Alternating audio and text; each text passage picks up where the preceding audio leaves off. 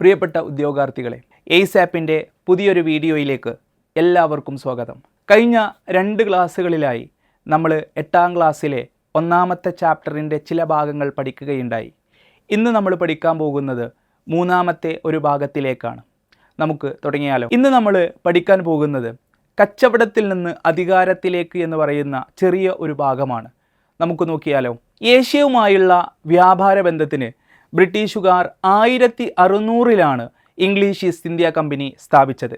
അപ്പോൾ ബ്രിട്ടീഷുകാർ east India company സ്ഥാപിച്ചത് ഏത് വർഷമാണ് എന്ന് ചോദിച്ചാൽ 1600-ലാണ്.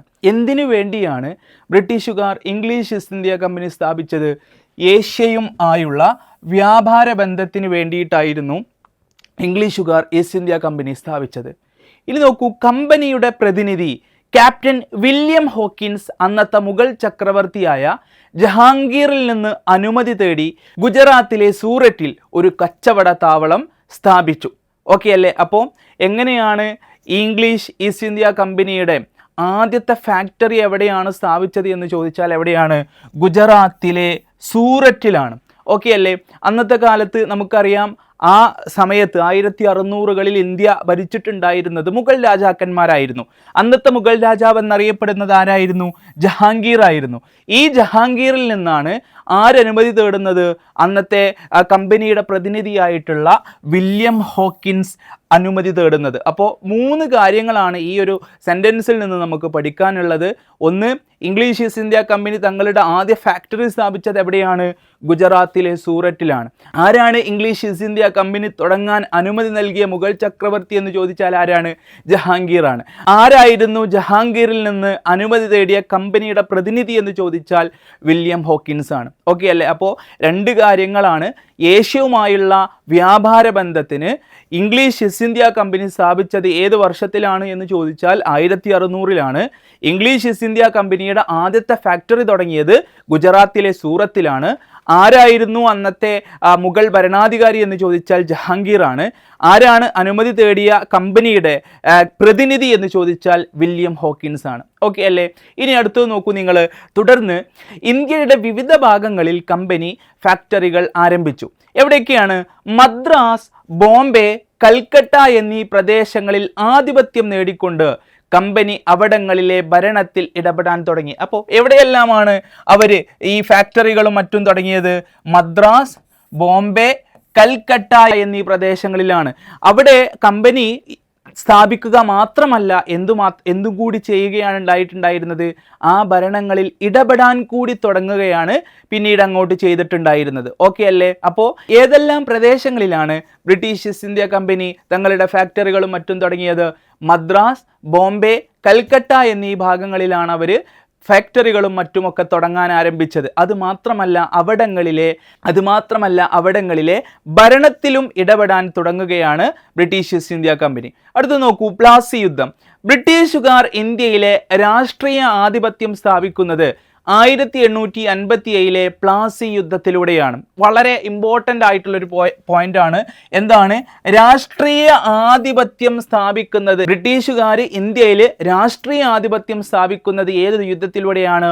1857-ലെ പ്ലാസി യുദ്ധത്തിലൂടെയാണ്. ആരൊക്കെ തമ്മിലായിരുന്നു ഈ പ്ലാസി യുദ്ധം? ബംഗാളിലെ നവാബായിരുന്ന സിറാജ് ഉദ് ദൗളയെ റോബർട്ട് ക്ലൈവിന്റെ നേതൃത്വത്തിലുള്ള ഈസ്റ്റ് ഇന്ത്യ കമ്പനിയുടെ സൈന്യം ഈ യുദ്ധത്തിൽ പരാജയപ്പെടുത്തി. അപ്പോൾ ആരൊക്കെ തമ്മിലായിരുന്നു ഈ പ്ലാസി യുദ്ധം? ബംഗാളിലെ നവാബായിരുന്ന സിറാജ് ഉദ് ദൗളയും അതുപോലെ തന്നെ റോബർട്ട് ക്ലൈവിന്റെ നേതൃത്വത്തിലുമായിരുന്നു എന്ത് ചെയ്തിട്ടുണ്ടായിരുന്നത്? ഈ പ്ലാസി യുദ്ധം നടന്നിട്ടുണ്ടായിരുന്നത്. അപ്പോൾ ഏത് വർഷമാണ് പ്ലാസി യുദ്ധം നടന്നത്? 1857-ലാണ് ഈ പ്ലാസി യുദ്ധം നടന്നത്. ഓക്കെ അല്ലേ? അപ്പോൾ 2 ചോദ്യങ്ങളാണ് ഇവിടെ നിന്ന് നമുക്ക് വരിക. ഒന്ന്, പ്ലാസി യുദ്ധം ഏത് വർഷമാണ്? 1857. ഇന്ത്യയിൽ രാഷ്ട്രീയ ആധിപത്യം സ്ഥാപിക്കുന്നതിന് ബ്രിട്ടനെ സഹായിച്ച യുദ്ധമാണ് ഏതെന്നറിയപ്പെടുന്നത്? പ്ലാസി യുദ്ധം. ഇനിയോ, പ്ലാസി യുദ്ധം ആരൊക്കെ തമ്മിലായിരുന്നു എന്ന് ചോദിച്ചാലോ? സിറാജ് ഉദ് ദൗളയും അതുപോലെ തന്നെ റോബർട്ട് ക്ലൈവിന്റെ നേതൃത്വത്തിലുള്ള സൈന്യവുമായിട്ടായിരുന്നു ഈ പ്ലാസി യുദ്ധം നടന്നിട്ടുണ്ടായിരുന്നത്.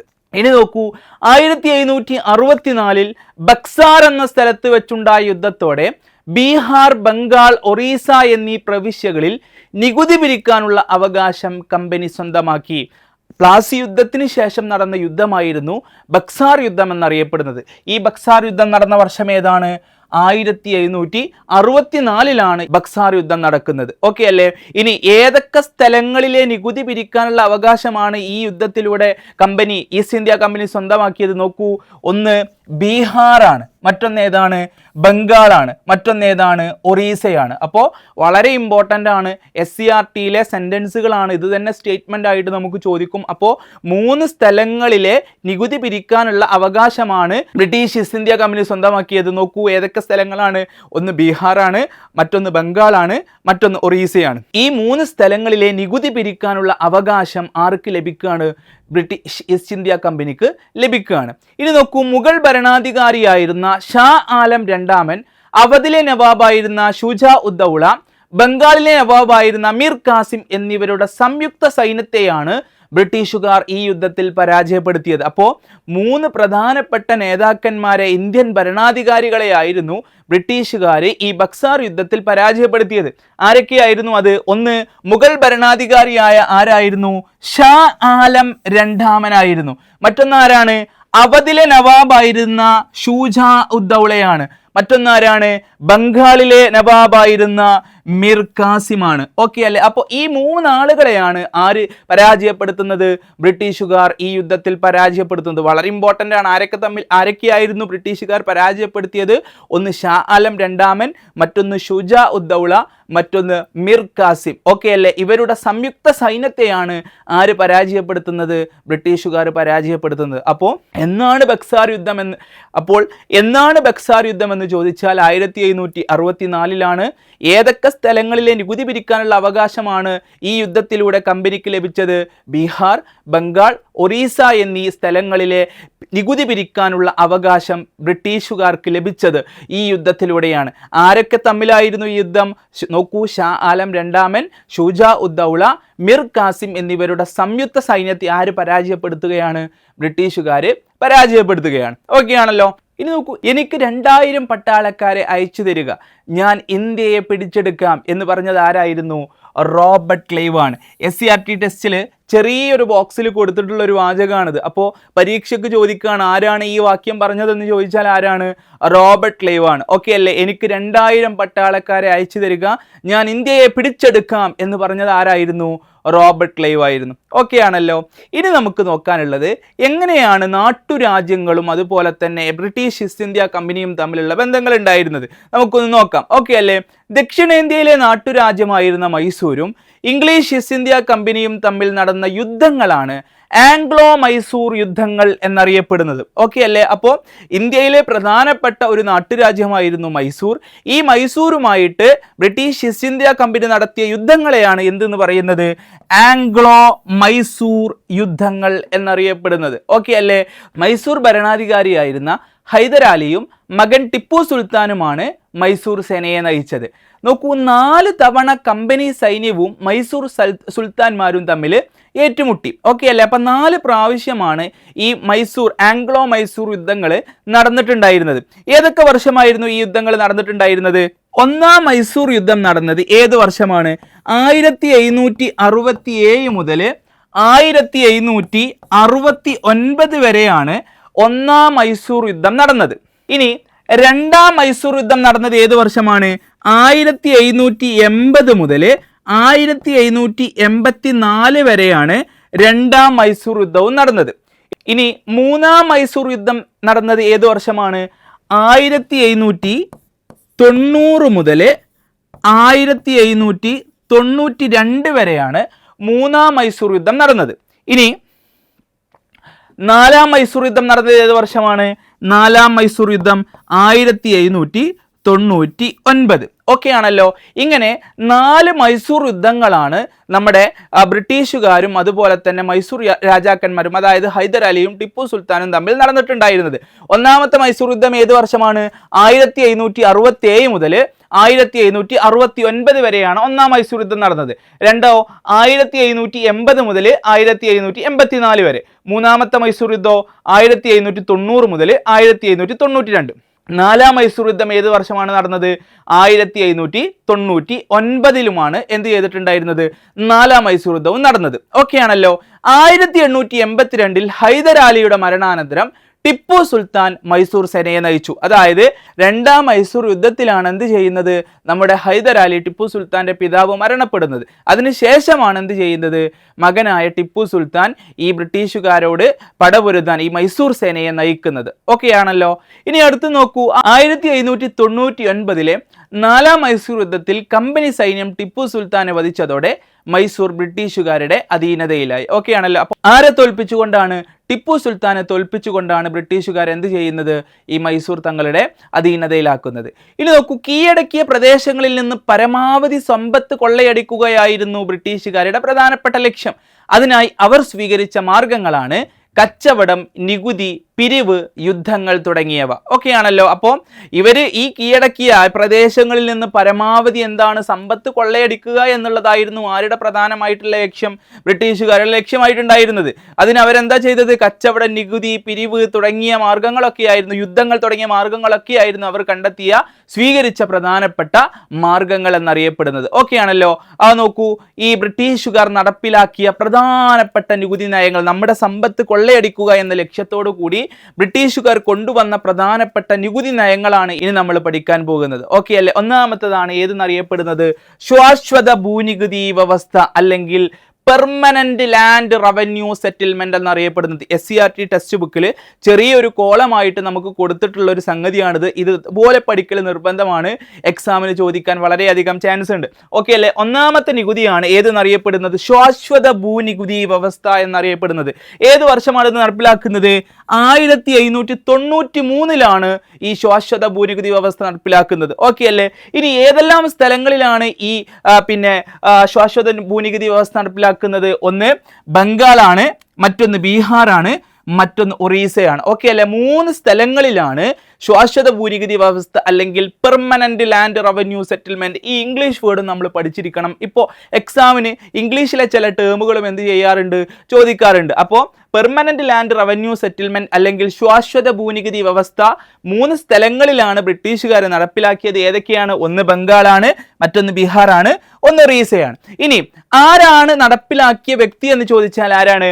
കോൺവാലീസ് പ്രഭുവാണ്. ഓക്കെ അല്ലേ. കോൺവാലീസ് പ്രഭുവാണ് ഈ നികുതി നമ്മുടെ ശാശ്വത ഭൂനികുതി വ്യവസ്ഥ നടപ്പിലാക്കിയ വൈസ്രോയ് എന്നറിയപ്പെടുന്നത്. ഇനി നോക്കൂ നിങ്ങൾ, എന്തൊക്കെയാണ് ഇതിന്റെ പ്രധാനപ്പെട്ട സവിശേഷതകൾ എന്നറിയപ്പെടുന്നത്? ഭൂവുടമകളായിരുന്ന സെമീന്ദാർമാർ ബ്രിട്ടീഷുകാർക്ക് വേണ്ടി ഉയർന്ന നിരക്കിൽ നികുതി പിരിച്ചു. ഓക്കെ ആണല്ലോ. ആരാണ് അപ്പൊ നികുതി പിരിച്ചത്? സെമീന്ദാർമാർ എന്നറിയപ്പെടുന്ന ഭൂവുടമകളായിരുന്നു. ഓക്കെ അല്ലേ. ആരാണ് നികുതി പിരിച്ചത്? സെമീന്ദാർമാർ എന്നറിയപ്പെട്ട ഭൂവുടമകളായിരുന്നു ബ്രിട്ടീഷുകാർക്ക് വേണ്ടി ഉയർന്ന നിരക്കിൽ എന്ത് ചെയ്തത്? നികുതി പിരിച്ചത്. ഇനി നോക്കൂ, വിളവിനുള്ള ഏറ്റക്കുറച്ചുകൾ പരിഗണിക്കാതെ നിശ്ചിത തുക കർഷകർക്ക് നിർബന്ധമായും നികുതിയായി നൽകണമായിരുന്നു. ഓക്കെ ആണല്ലോ. രണ്ടാമത്തെ പോയിന്റ് എന്താണ്? വിളവിലുള്ള ഏറ്റക്കുറച്ചിലുകൾ പരിഗണിക്കാതെ നിശ്ചിത തുക കർഷകർ നിർബന്ധമായും നികുതിയായി നൽകണമായിരുന്നു. അതായത് അവരെന്താണ്? ആ നിശ്ചയിച്ച തുക നിർബന്ധമായും നൽകണമായിരുന്നു എന്നുള്ളതായിരുന്നു ഈ ശാശ്വത ഭൂനികുതി വ്യവസ്ഥയുടെ പ്രധാനപ്പെട്ട വ്യവസ്ഥ എന്നറിയപ്പെടുന്നത്. ഓക്കെ അല്ലേ. ഇനി നോക്കൂ, നമ്മൾ അടുത്ത ഏത് നികുതിയാണ്? റൈറ്റ് വാരി സമ്പ്രദായമാണ്. ഓക്കെ അല്ലേ. ഏത് വർഷമാണ് റൈറ്റ് വാരി സമ്പ്രദായം നടപ്പിലാക്കിയത്? 1820 റൈറ്റ് വാരി സമ്പ്രദായം നടപ്പിലാക്കിയത്. ഇനി ഏതെല്ലാം സ്ഥലങ്ങളിലാണ് ഇത് നടപ്പിലാക്കിയത്? ഒന്ന് ദക്ഷിണേന്ത്യ, മറ്റൊന്ന് ഡക്കാൻ പ്രദേശങ്ങൾ. ഓക്കെ അല്ലേ. 2 സ്ഥലങ്ങളിലാണ് റൈറ്റ് വാരി സമ്പ്രദായം നടപ്പിലാക്കിയത്. ഒന്ന് ദക്ഷിണേന്ത്യയാണ്, മറ്റൊന്ന് ഡക്കാനാണ്. ഏത് വർഷമാണ്? 1820 റൈറ്റ് വാരി സമ്പ്രദായം നടപ്പിലാക്കുന്നത്. ഓക്കെ അല്ലേ. ഇനി ആരൊക്കെയാണ് ഇത് നടപ്പിലാക്കിയത്? തോമസ് മൺറോ, അതുപോലെ തന്നെ അലക്സാണ്ടർ റീഡ്. ഈ 2 ആളുകളാണ് എന്ത് ചെയ്യുന്നത്? റൈറ്റ് വാരി സമ്പ്രദായം നടപ്പിലാക്കുന്നത്. ഓക്കെ ആണല്ലോ. അപ്പോ 2 എണ്ണം പഠിച്ചു. ഒന്ന് പെർമനന്റ് ലാൻഡ് റവന്യൂ സെറ്റിൽമെന്റ് അല്ലെങ്കിൽ ശാശ്വത ഭൂനികുതി വ്യവസ്ഥ. ആരാണത് കൊണ്ടുവന്നത്? കോൺവാലീസ് പ്രഭുവാണ്. ഇനിയോ റൈറ്റ് വാരി സമ്പ്രദായമാണ് നമ്മൾ രണ്ടാമതായി പഠിച്ചത്. 1820 എന്ത് ചെയ്യുന്നത്? ഈ റൈറ്റ് വാരി സമ്പ്രദായം കൊണ്ടുവരുന്നത്. ഏതെല്ലാം പ്രദേശങ്ങളിലാണ്? ദക്ഷിണേന്ത്യ, ഡക്കാൻ പ്രദേശങ്ങളിലാണ് എന്ത് ചെയ്യുന്നത്? റൈറ്റ് വാരി സമ്പ്രദായം നടപ്പിലാക്കുന്നത്. ഇനി ആരാണിത് കൊണ്ടുവന്നത്? തോമസ് മൺറോ, അതുപോലെ തന്നെ അലക്സാണ്ടർ റീഡ്. ഇനി എന്തൊക്കെയാണ് ഇതിൽ പ്രധാനമായിട്ടുണ്ടായിരുന്നത്? കർഷകരെ ഭൂവുടമകളായി പരിഗണിച്ചിരുന്നു. രണ്ടാമത് എന്താണ്? ബ്രിട്ടീഷുകാർ കർഷകരിൽ നിന്ന് നേരിട്ട് നികുതി പിരിച്ചു. അപ്പോൾ അവിടെ എന്താണ് നോക്കൂ, പിന്നെ മറ്റതിൽ നമ്മൾ എന്താണ്, ആരായിരുന്നു, ജമീന്ദാർമാർ ഭൂവുടമകളായിരുന്നു പിരിച്ചിട്ടുണ്ടായി. ഇതങ്ങനെയാണ്, ബ്രിട്ടീഷുകാർ കർഷകരിൽ നിന്ന് നേരിട്ട് നികുതി പിരിക്കുകയാണ് ചെയ്തത്.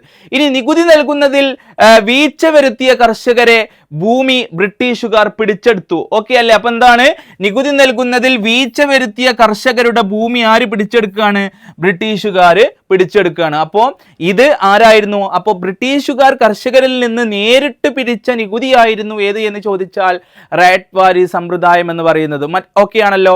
മറ്റത് നമ്മൾ ശാശ്വത ഭൂനികുതി വ്യവസ്ഥ ആരായിരുന്നു? ജമീന്ദാർമാരാണ് എന്ത് ചെയ്തിട്ടുണ്ടായിരുന്നത്? നികുതികൾ പിരിച്ചെടുത്തിട്ടുണ്ടായിരുന്നത്. ഇതിലാരാണ്? നമ്മുടെ ബ്രിട്ടീഷുകാർ കർഷകരിൽ നിന്ന് നേരിട്ടായിരുന്നു എന്ത് ചെയ്തിട്ടുണ്ടായിരുന്നത്? നികുതി പിരിച്ചെടുത്തത്. അത് നൽകാത്ത പക്ഷം എന്തു ചെയ്തു? കർഷകരുടെ ഭൂമി ബ്രിട്ടീഷുകാർ പിടിച്ചെടുക്കുകയും ചെയ്തു. ഓക്കെ ആണല്ലോ. ഇനി മൂന്നാമതായിട്ട് നമുക്ക് പഠിക്കാനുള്ളത് ഏതാണ്? മഹൽവാരി സമ്പ്രദായമാണ്. ഏതാണ്? മഹൽവാരി സിസ്റ്റം അല്ലെങ്കിൽ മഹൽവാരി സമ്പ്രദായം. ഏത് വർഷമാണ് മഹൽവാരി സമ്പ്രദായം കൊണ്ടുവന്നത്? 1822 എവിടെയെല്ലാമാണ് ഈ മഹൽവാരി സമ്പ്രദായം നടപ്പിലാക്കിയത്? ഒന്ന് ഉത്തരേന്ത്യ, മറ്റൊന്നേതാണ്? മധ്യേന്ത്യ, മറ്റൊന്നേതാണ്? പഞ്ചാബ്. ഈ 3 സ്ഥലങ്ങളിലാണ് മഹൽവാരി സമ്പ്രദായം നടപ്പിലാക്കിയത്. ഏതൊക്കെയാണ് 3 സ്ഥലങ്ങൾ? ഒന്ന് ഉത്തരേന്ത്യ, മധ്യേന്ത്യ, പഞ്ചാബ് തുടങ്ങിയ സ്ഥലങ്ങളിലാണ് എന്ത് ചെയ്യുന്നത്? നമ്മുടെ മഹൽവാരി സമ്പ്രദായം നടപ്പിലാക്കുന്നത്. ആരാണിത് കൊണ്ടുവന്നത്? ഹോൾട്ട് മെക്കൻസി എന്നറിയപ്പെടുന്ന വ്യക്തിയാണ് എന്ത് ചെയ്യുന്നത്? മഹൽവാരി സമ്പ്രദായം കൊണ്ടുവന്നത്. ആരാണ്? ഹോൾട്ട് മെക്കൻസി എന്നറിയപ്പെടുന്ന വ്യക്തിയാണ് മഹൽവാരി സമ്പ്രദായം കൊണ്ടുവരുന്നത്. ഇനി നോക്കൂ നിങ്ങൾ, ഗ്രാമത്തെ ഒരു യൂണിറ്റായി കണക്കാക്കി നികുതി പിരിച്ചു. മറ്റൊന്നെന്താണ്? നികുതിയിൽ വീഴ്ച വരുത്താൻ ഗ്രാമത്തെ ബ്രിട്ടീഷുകാർ ഇന്ത്യയോട് കൂട്ടിച്ചേർത്തു. അപ്പോൾ ഗ്രാമത്തെ ഒരു യൂണിറ്റായി കണക്കാക്കിയിട്ടായിരുന്നു എന്ത് ചെയ്തിട്ടുണ്ടായിരുന്നത്? ഈ മഹൽവാരി സമ്പ്രദായത്തിലൂടെ ആളുകൾ ബ്രിട്ടീഷുകാർ നികുതി പിരിച്ചിട്ടുണ്ടായിരുന്നത്. ഇനിയോ നികുതിയിൽ വീഴ്ച വരുത്തുന്ന ഗ്രാമത്തെ ബ്രിട്ടീഷ് ഇന്ത്യയോട് കൂട്ടിച്ചേർക്കപ്പെടുകയുമാണ് എന്ത് ചെയ്തിട്ടുണ്ടായിരുന്നത്? ഈ മഹൽവാരി സമ്പ്രദായത്തിലൂടെ ബ്രിട്ടീഷുകാർ നടപ്പിലാക്കിയത്. അപ്പോൾ 3 തരത്തിലുള്ള നികുതികളാണ് നമ്മൾ ഇന്ന് പഠിച്ചത്. ഒന്ന് ഏതായിരുന്നു? ശാശ്വത ഭൂനികുതി വ്യവസ്ഥയാണ്. ആരാണത് കൊണ്ടുവന്നത്? കോൺവാലിസ് പ്രഭുവാണ്. എവിടെയെല്ലാമാണ് ഇത് നടപ്പിലാക്കിയത്? ബംഗാൾ, ബീഹാർ, ഒറീസ. ഓക്കെ അല്ലേ? ഇനി ആരാണ് ബ്രിട്ടീഷുകാർക്ക് വേണ്ടി ഉയർന്ന നിരക്കിൽ നികുതി പിരിച്ചത്? അത് കോൺവാലിസ് പ്രഭു ആയിരുന്നു. ഇനി അടുത്തത് ഏതാണ്? റൈറ്റ് വാരി സമ്പ്രദായമാണ്. ഏത് വർഷമാണ് റൈറ്റ് വാരി സമ്പ്രദായം? 1820 എവിടേക്കാണ്? ദക്ഷിണേന്ത്യ, ഡക്കാൻ തുടങ്ങിയ പ്രദേശങ്ങളിലാണ്. ആരൊക്കെയാണത് കൊണ്ടുവന്നത്? ആരാണ് കൊണ്ടുവന്നത്? തോമസ് മൺറോ, അലക്സാണ്ടർ റീഡ് തുടങ്ങിയ ആളുകളാണ്. ഇനി മൂന്നാമത്തതാണ് ഏത്? മഹൽവാരി സമ്പ്രദായം. എവിടേക്കാണിത്? 3 സ്ഥലങ്ങളിലാണ് ഇത് നടപ്പിലാക്കിയത്. ഒന്ന് ഉത്തരേന്ത്യ, മറ്റൊന്ന് മധ്യേന്ത്യ, മൂന്നാമത്തത് പഞ്ചാബ് തുടങ്ങിയ പ്രദേശങ്ങളിലാണ്. ഇനി നോക്കൂ, എവിടെയാണ്? ആരാണ് ഇത് നടപ്പിലാക്കിയത്? ഹോൾട്ട് മക്കൻസിയാണ് എന്ത് ചെയ്തിട്ടുണ്ടായിരുന്നത്? ഇവ മഹൽവാരി സമ്പ്രദായം നടപ്പിലാക്കിയത്. ഓക്കെ ആണല്ലോ. നമ്മളിന്ന് പഠിച്ചത് SCERT സോഷ്യൽ സയൻസിലെ 1ാമത്തെ ചാപ്റ്ററിലെ അല്പം ചില കാര്യങ്ങളാണ്. നമുക്ക് വീണ്ടും അടുത്ത പാർട്ടുമായിട്ട് കാണാം. Okay, thank you.